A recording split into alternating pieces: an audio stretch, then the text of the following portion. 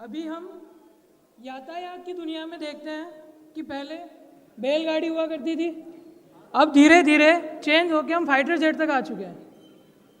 But हमारे जो rural industry के अंदर जो अभी मशीनरी है उनका अभी तक कहीं तक नहीं आया है। अभी भी काफ़ी जगहों पे मैनुअल चक्की चल रही है, मतलब कि वो बहुत ज़्यादा श्रम कर रहे हैं। अभी के समय में हमें प्रोडक्शन के ऊपर ध्यान देना है, हमारी लागत को कम करना है, ताकि हम लोग आगे भविष्य में उज्जवल भविष्य की कामना कर पाएँ। तो हमारा उसी संदर्भ में है कि हमारा मिशन है कि हम लोग स्मार्ट गांव का निर्माण करें, हर गांव के अंदर एक ना एक इंडस्ट्री लगाएं कम कीमतों में और उन्हें अच्छा प्रोडक्शन प्रोवाइड करने की कोशिश करें। तो उसके लिए हमारे पास काफ़ी मशीनरी है। ये हमारी टीम का ब्रीफ है छोटा सा।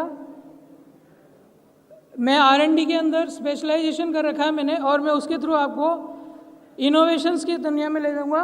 और धीरज जी हैं जो कि हमारे प्रोडक्शन डिपार्टमेंट के हेड हैं, और ईशान राज जी जो सेल्स हेड हैं। अभी कृषि में हम लोग काफ़ी अच्छा कर रहे हैं। यूपी का नाम देश ही नहीं विदेश में भी फेमस है। हम लोग 53 मिलियन टन हम लोग हर साल प्रोवाइड कर रहे हैं पूरे वर्ल्ड को, और उसकी प्रोसेसिंग कर रहे हैं सिर्फ 3%। मतलब कि हम गेहूं तो काफ़ी बना रहे हैं पर आटा नहीं बना पा रहे हैं।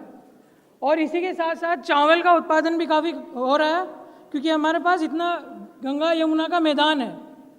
मध्य प्रदेश से भी ज़्यादा अच्छा लंबा चौड़ा मैदान अपने पास है। मतलब कृषि में तो हम लोग काफ़ी अच्छा कर रहे हैं। जैसा सर ने बताया, हम लोग प्राकृतिक खेती और सभी चीज़ों के अनुरूप कर रहे हैं। गौशालाओं का भी जो यूज़ केस लेके कर रहे हैं। बट हमारा प्रोडक्शन तो काफ़ी अच्छा है, बट लो ऑटोमेशन के कारण हम काफ़ी पीछे हैं।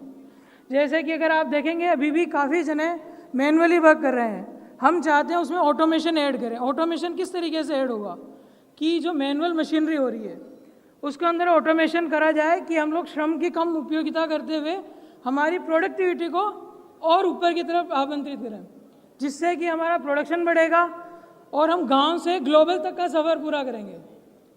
क्योंकि आज की तारीख में ग्लोबली हमको प्रेजेंटेशन करना है। ऑटोमेशन ही क्यों, अब जैसे यातायात देखते हैं, पहले दोपहिया वाहन साइकिल भी थी, सबने चलाई है। आज अपन घर से बाहर निकलने के लिए भी बाइक यूज़ लेते हैं, कहीं पे ही जाना हो छोटा 1 किलोमीटर 2 किलोमीटर। क्यों? क्योंकि टाइम की हम लोग सेविंग कर रहे हैं, बस उस टाइम को वेस्ट कर रहे हैं। हम लोगों ने यहाँ यातायात में तो करा है, इसी प्रकार कृषि और मशीनरी सेक्टर में भी करना है। क्योंकि हमने बात करी है कृषि प्रधान देश की, अब उसके इंफ्रास्ट्रक्चर की भी बारी है। हमें इंफ्रास्ट्रक्चर को मजबूत बनाने की बात करनी है। उसके लिए हमें काफ़ी जगहों पे ऑयल मिल मशीनरी वगैरह लगानी है। जैसे कि अभी पारंपरिक मिलों की क्या हमारे पास क्षमता है, हमारे पास श्रम की कमी नहीं है, पर उसका प्रोडक्शन आउटपुट वो नहीं मिल पाता है। उसी के साथ साथ हम लोग स्वास्थ्य का जोखिम ले रहे हैं। आज की तारीख में काफ़ी युवाओं और बुजुर्ग लोगों के अंदर बैक प्रॉब्लम हो रही है। क्यों हो रही है? क्योंकि हम लोग इनसफिशिएंट तरीके से माल वगैरह उठा रहे हैं। अगर हमारे पास वही ऑटोमेशन होगा, एक लारी चलेगी नीचे से ऊपर की तरफ, और एक चेन माध्यम के थ्रू या कन्वेयर बेल्ट बोलते हैं जिसे, उसके थ्रू हम लोग काफ़ी सजगता और समय का अभाव कम लेते हुए हम उसमें काम कर पाएंगे। अगर हम ऑटोमेशन, इसे हम एक आशा की किरण के रूप में भी देखा जा सकता है। क्योंकि हम लोग पारंपरिक, इससे क्या फ़ायदे हो सकते हैं हमें? तेज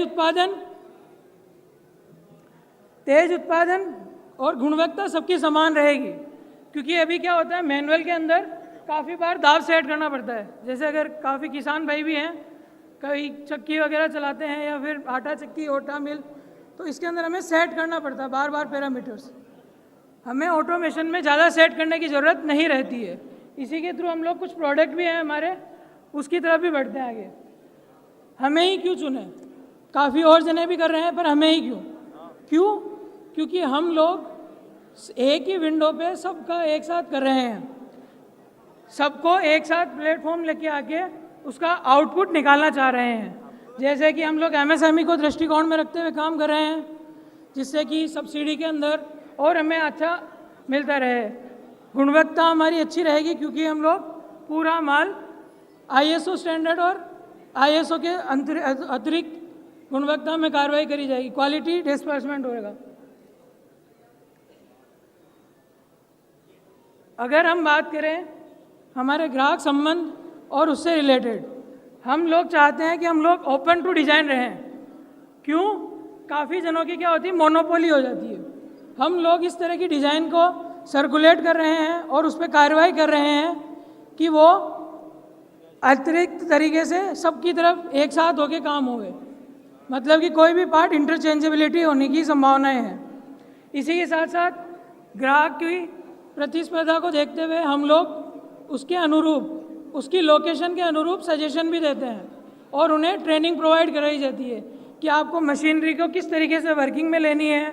और इवन इनफैक्ट हम लोग फर्स्ट प्रोडक्शन भी करके देते हैं कि आपको एंड टू एंड रिजल्ट मिल पाए। R&D हम लोगों ने अभी इसके ऊपर काफ़ी ज़्यादा कार्रवाई कर चुके हैं। हम लोग चाहते हैं कि R&D एक तरीके का जो अभी चल रहा है इनोवेशन, नई नई तकनीकी AI आ रहा है, उसे किस तरीके से यूज़ करना है। इसी प्रकार मैन्युफैक्चरिंग सेक्टर में अलग तरीके से चल रहा है।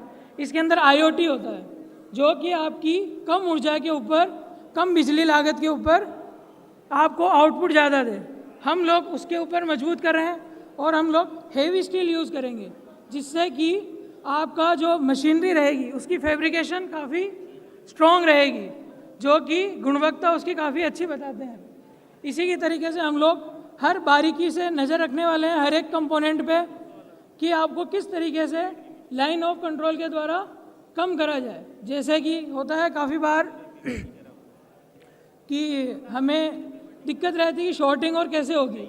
जो गेहूँ है, गेहूँ में काफ़ी सारे बीज भी आते हैं, काफ़ी कंकर भी आते हैं, तो हर बार नई नई तकनीक आती है। कंकर हटाने के लिए अलग सेपरेटर आता है, उसके लिए छोटे और बड़े गेहूँ को छांटने के लिए अलग अलग तरह के पैरामीटर्स आते हैं या अलग अलग तरीके की चीज़ें होती है। इसी तरीके से हम लोगों ने जैसे कुछ प्रोडक्ट्स हैं हमारे, उसके ऊपर एक बताया है, जैसे राइस मिल है, ये अनाज मिल प्रोडक्शन यूनिट है।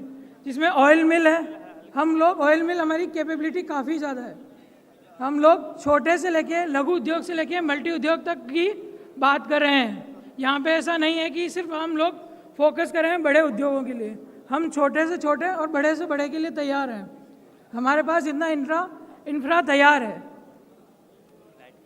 इसी के साथ साथ हम लोग बेकरी इंडस्ट्री और स्ट्रीट प्लांट्स के अंदर भी काम कर रहे हैं।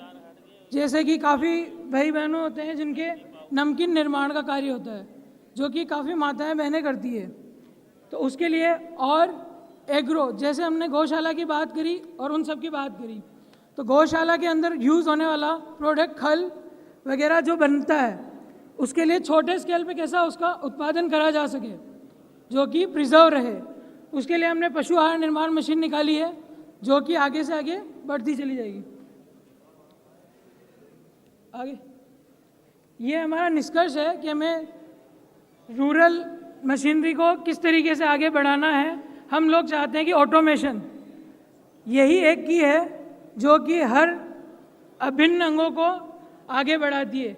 जिस तरीके से अभी दुनिया में लीड कर रहा है अमेरिका, क्यों?